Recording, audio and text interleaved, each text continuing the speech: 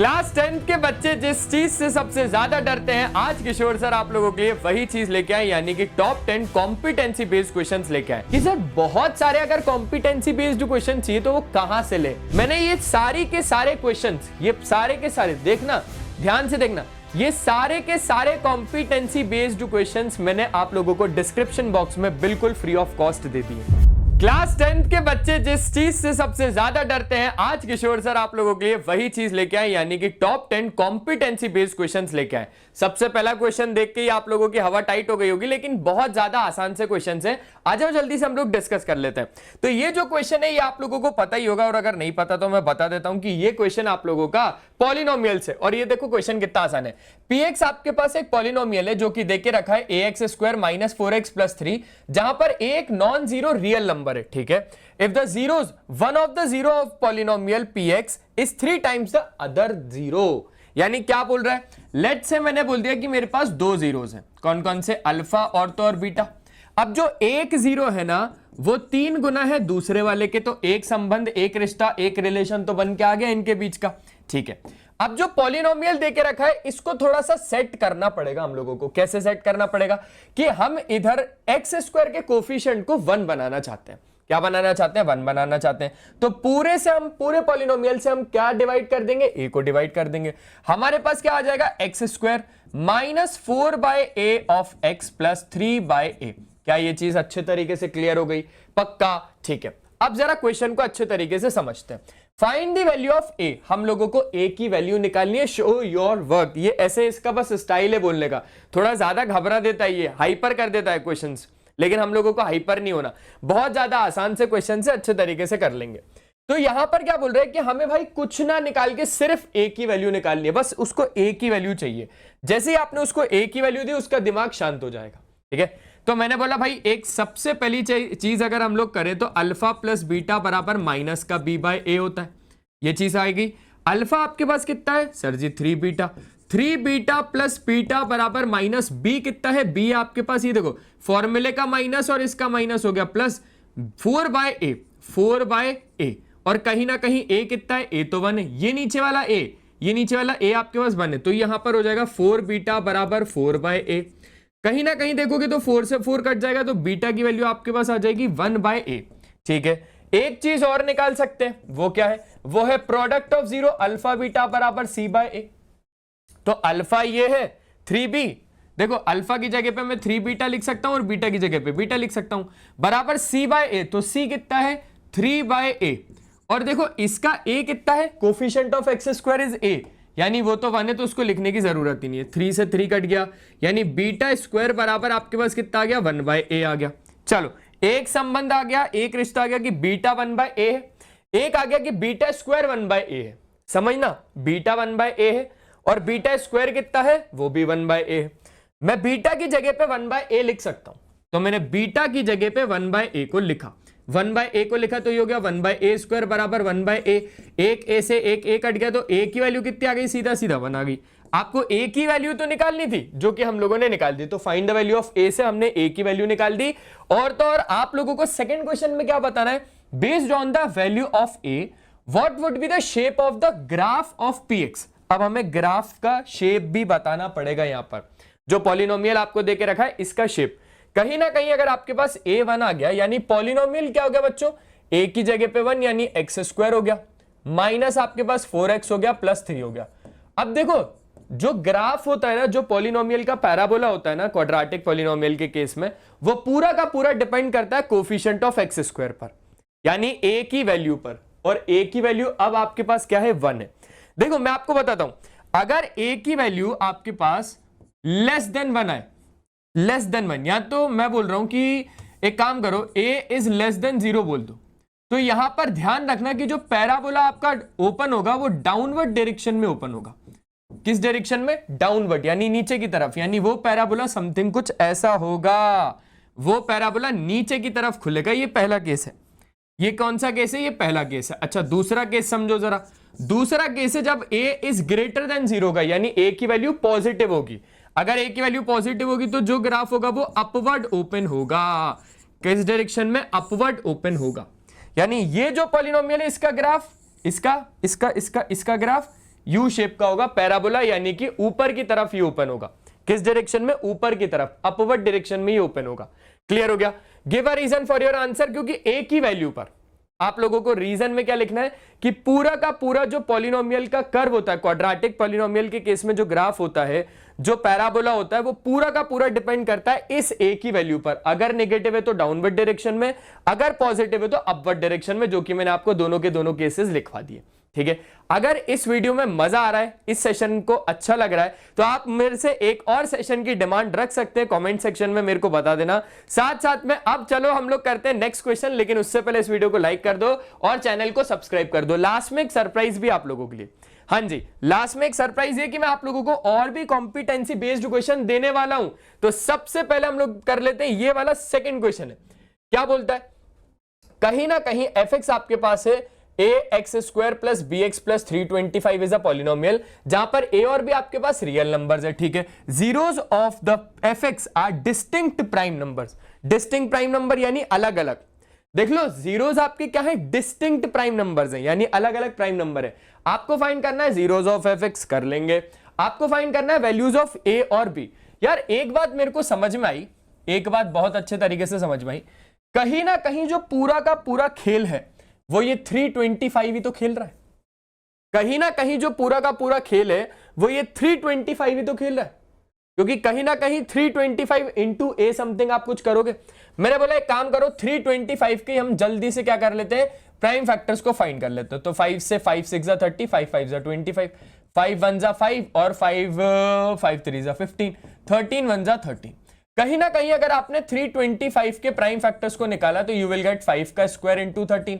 भाई साहब उसने बोला कि वो दो अलग अलग देखो ना, दो अलग अलग डिस्टिंक्ट प्राइम नंबर्स हैं। दो अलग अलग प्राइम नंबर्स का क्या मतलब है कि अलग अलग प्राइम नंबर्स हैं, यानी एक तो हो गया 5, ठीक है, और दूसरा हो गया आपके पास 13, यानी यही आपके पास क्या आ गए? जीरोस आ गए। तो जीरोस साफ साफ यहां से पता चल गए कि हमारे पास जो जीरोस है वो है 5 और तो और 13, यही आपके पास जीरोस है। अब आपको निकालना है वैल्यू ऑफ ए और बी। ए और बी की वैल्यू निकालना है। देखो सबसे पहले अल्फा की अगर हम बात करें तो वो तो आ गया 5, बीटा की अगर हम बात करें तो वो तो आ गया 13, क्योंकि पूरा का पूरा इसने बोल दिया ए और बी रियल नंबर्स हैं, और ये दोनों भी रियल नंबर्स हैं, ये दोनों रियल नंबर्स हैं। और जो जीरोस हैं एफएक्स के वो डिस्टिंक्ट प्राइम नंबर्स हैं, यानी अलग अलग प्राइम नंबर्स हैं, अलग अलग।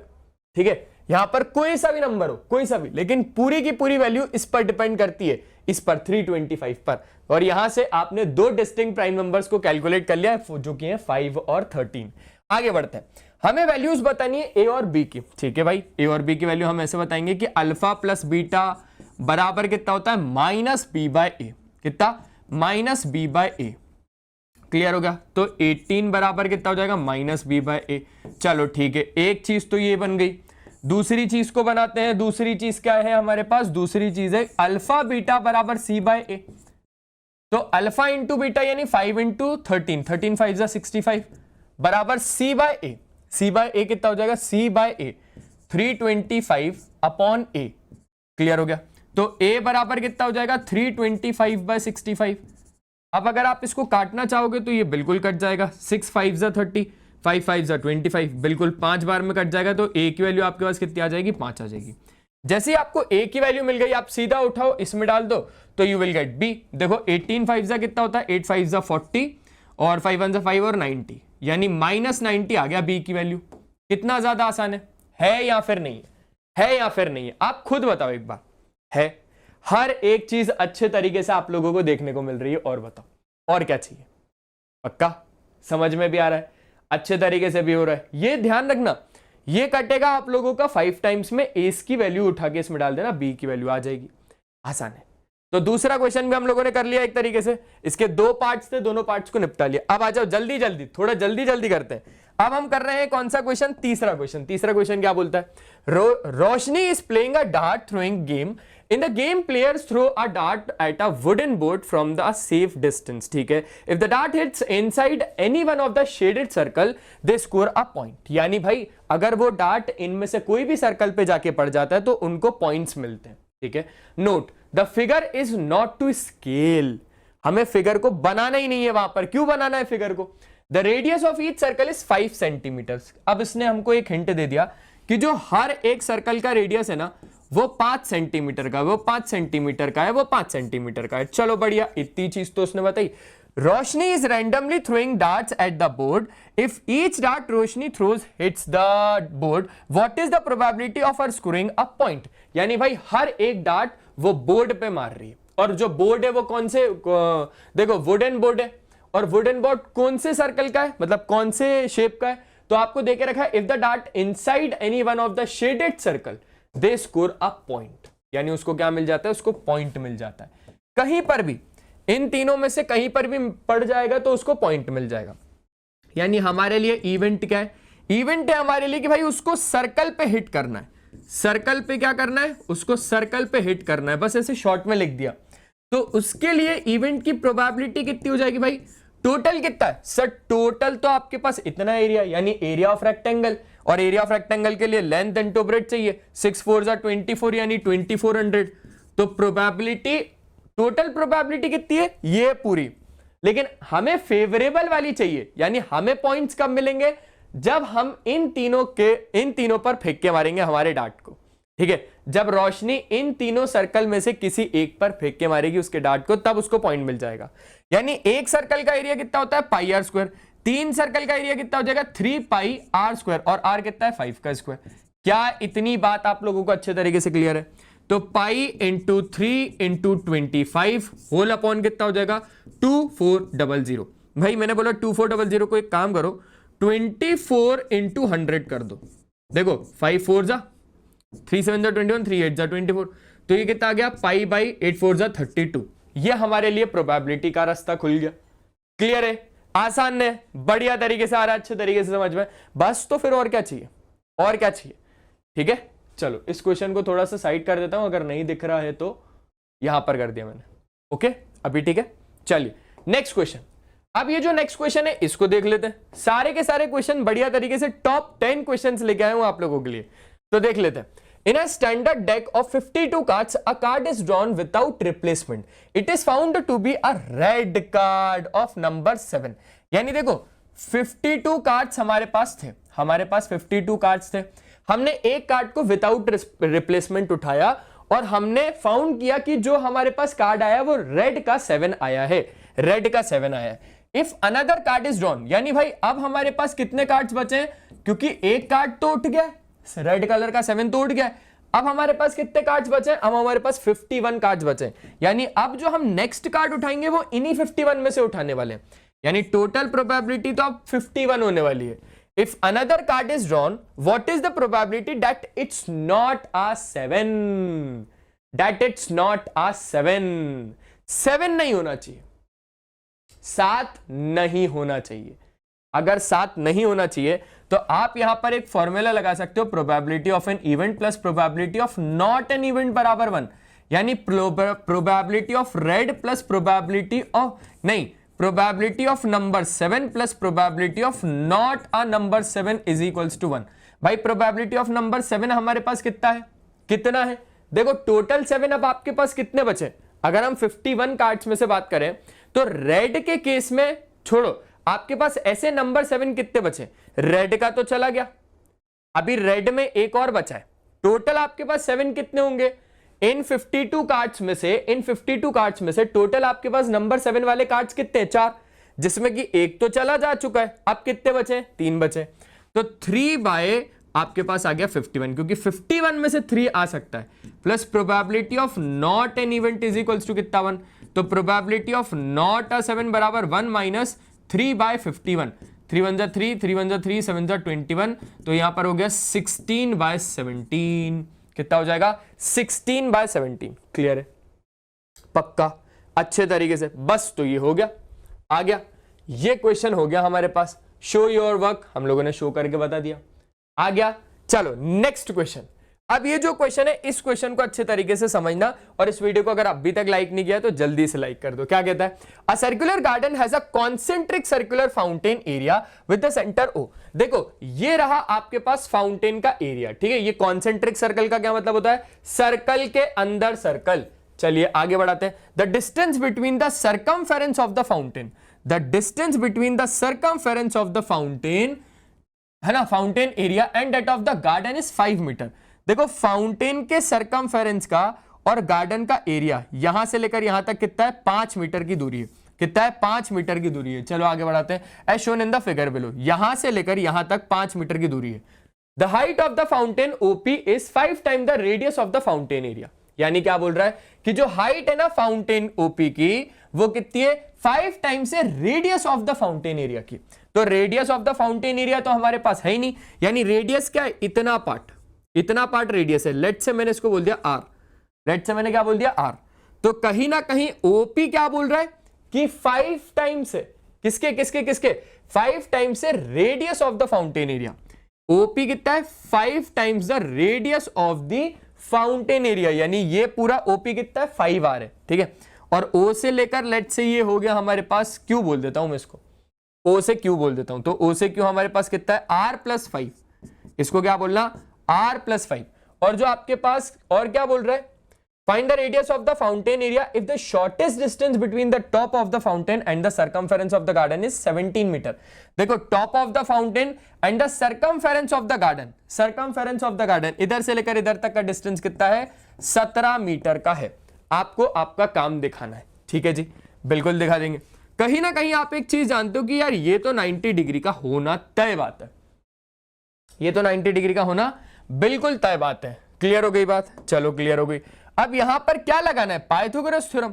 तो 17 का स्क्वायर बराबर आपके पास 5r का स्क्वायर, है ना, प्लस आपके पास कितना हो जाएगा, r प्लस 5 का होल स्क्वायर, r प्लस 5 का होल स्क्वायर। अब इस पूरे को सॉल्व करना है और आपको सीधा r निकालना है।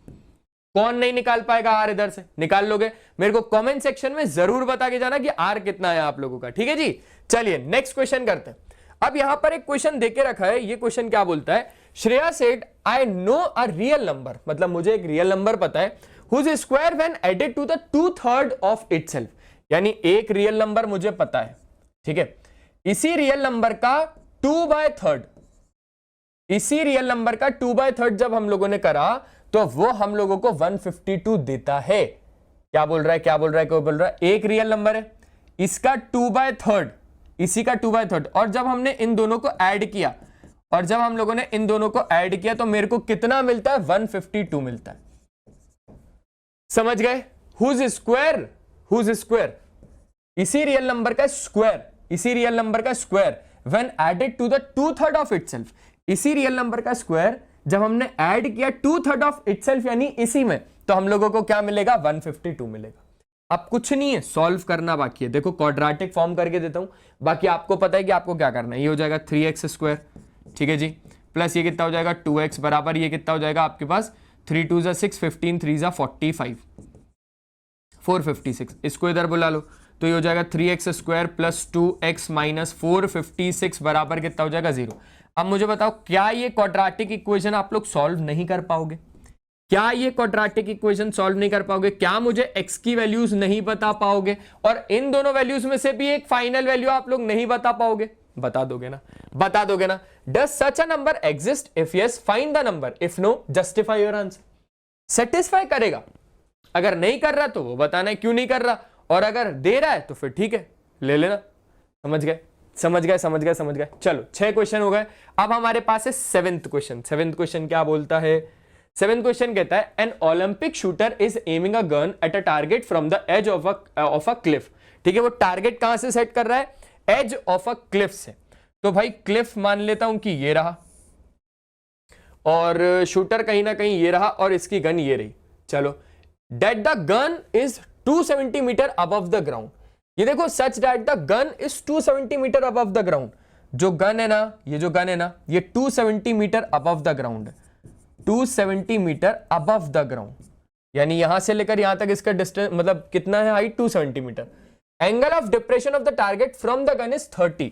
मान लेते हैं भाई इसको टारगेट यहां पर सेट करना है, क्योंकि एंगल ऑफ डिप्रेशन है, तो एंगल ऑफ डिप्रेशन सिंपल सी बात है ऊपर से नीचे बनता है। ये रहा हमारे पास क्या, हॉरिजॉन्टल डिस्टेंस।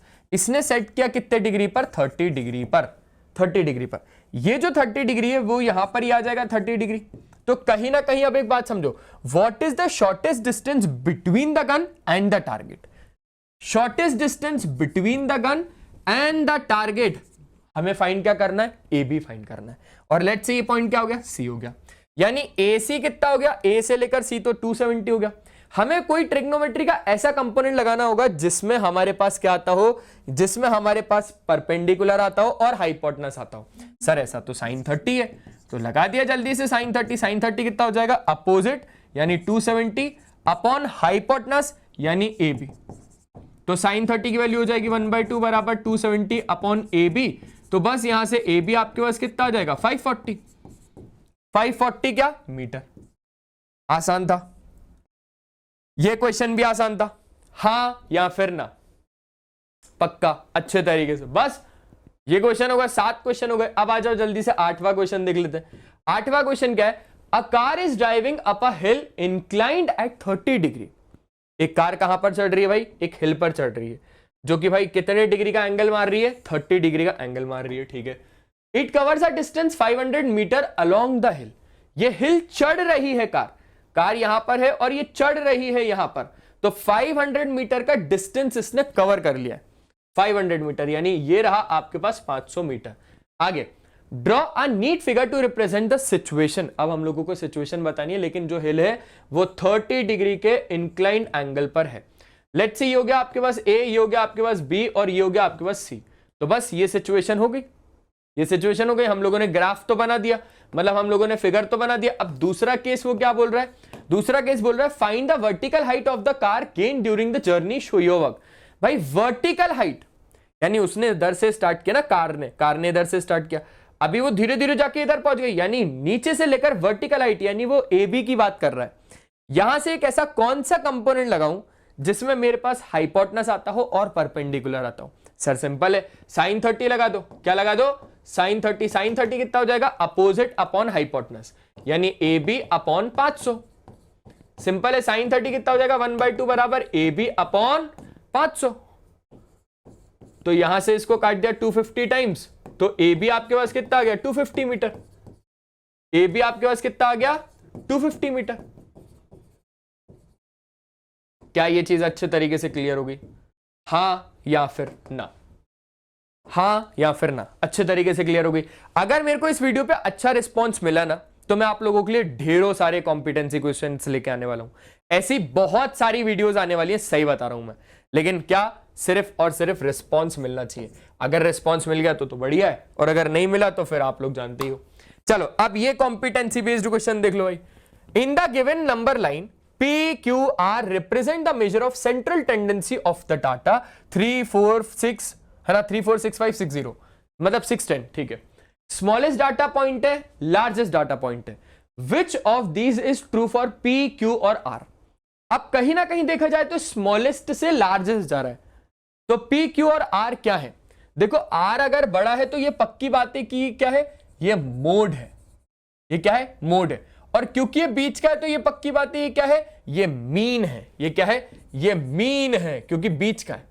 साथ साथ में अगर क्यू पी की बात करी जाए तो ये छोटा है, यानी ये पक्की बात है कि ये क्या है, ये मीडियन है। मोड सबसे बड़ा, तो आर यानी मोड, आर यानी मोड, आर यानी मोड नहीं है तो इसको कैंसिल कर दो और इसको भी कैंसिल, बचे 2 ऑप्शन है ना। मोड वाला देख के हम लोग बता पा रहे हैं। इसके बाद मैंने बोला भाई पी सबसे छोटा होता है, यानी मीन, नहीं मीन तो नहीं होता वो, यानी ये भी गया, तो ये आपके पास करेक्ट ऑप्शन आ गया, ऑप्शन सेकंड। क्लियर है अच्छे तरीके से। चलो लास्ट क्वेश्चन देख लो, उसके बाद फिर मैं आप लोगों को बताता हूं कि आपको बहुत सारे कॉम्पिटेंसी बेस्ड क्वेश्चंस कहां पर मिलेंगे।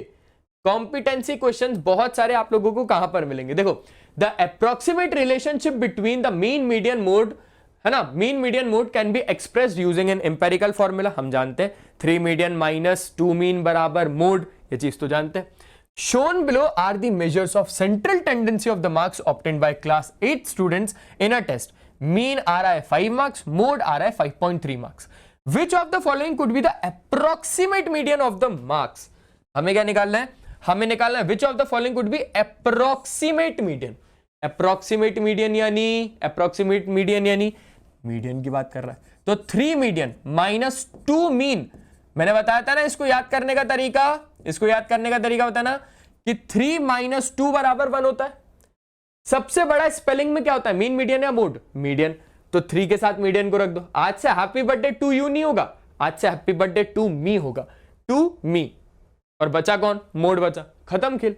तो 3 मीडियन यानी अब आपके पास मीन कितना है 5, मीन कितना है 5, 5 2 जा 10 माइनस 3 मीडियन, मीडियन है ही नहीं तो 3m बराबर मोड, मोड कितना है 5.3 है, कहीं ना कहीं 3m बराबर कितना आ गया 15.3, यहां से लेंगे तो मीडियन कितना आ गया 3 5 जा 15, 3 1 जा 3, 5.1, क्या 5.1, 5.10 यानी option A for Apple correct. अब आप लोगों की एक चीज मुझे पक्का पता है कि सर बहुत सारे अगर कॉम्पिटेंसी बेस्ड क्वेश्चन चाहिए तो वो कहां से ले, है ना, आ जाओ मैं दिलवा देता हूं तुम लोगों को बहुत सारे कॉम्पिटेंसी बेस्ड क्वेश्चन। मैंने ये सारी के सारे क्वेश्चंस, ये सारे के सारे देखना, ध्यान से देखना, ये सारे के सारे कॉम्पिटेंसी बेस्ड क्वेश्चंस मैंने आप लोगों को डिस्क्रिप्शन बॉक्स में बिल्कुल फ्री ऑफ कॉस्ट दे दिए। इसकी पीडीएफ मैंने डिस्क्रिप्शन बॉक्स में शेयर कर दिए, हर एक बच्चा डाउनलोड कर सकता है, ठीक है, हर एक बच्चा फ्री ऑफ कॉस्ट डाउनलोड कर सकता है। तो जल्दी से डिस्क्रिप्शन बॉक्स में जाओ, साथ साथ में इस सेशन को लाइक करो, चैनल को सब्सक्राइब करो और इस वीडियो को ज्यादा से ज्यादा बच्चों में शेयर करो, ठीक है। मिलते हैं हम लोग नेक्स्ट सेशन में, तब तक के लिए बाय बाय, अपना ध्यान रखें और हमेशा की तरह एक ही चीज कि पढ़ाई करते रहना यार, क्योंकि वो बहुत ज्यादा जरूरी है। चलो टाटा।